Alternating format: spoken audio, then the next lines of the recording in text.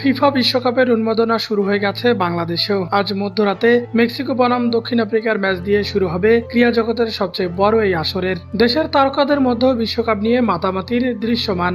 জনপ্রিয় অভিনেত্রী মেহজাবিন চৌধুরী আর্জেন্টিনাকে পছন্দ করেন। কিংবদন্তি লিওনেল মেসি তার প্রিয় খেলোয়াড়। এমনকি পছন্দের দলটির খেলা দেখতে তিনি 24-এ আমেরিকায় গিয়েছিলেন। মাঠে বসে উপভোগ করেছেন আর্জেন্টিনার কোপা আমেরিকার জয়।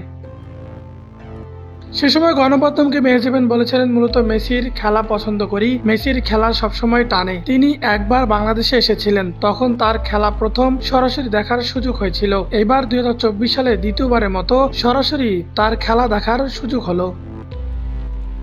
এদিকে মেহজাবিনের ছোট বোন মালাইকা চৌধুরীও এখন শোবিজের মানুষ। কয়েকটি নাটকে অভিনয় করেছেন তিনি। জানা গেল মালাইকাও আর্জেন্টিনা পছন্দ করেন। কদিন আগেই প্রিয় দলের জার্সি সংগ্রহ করেছেন। সেদিনই উচ্ছ্বাস প্রকাশ করতে ছবি শেয়ার করেন। আজ আর্জেন্টিনার জার্সি পরে আরেকটি ছবি পোস্ট করে মালাইকা লিখেছেন, আমি একটু বেশি এক্সাইটেড, কে জিতবে বিশ্বকাপ।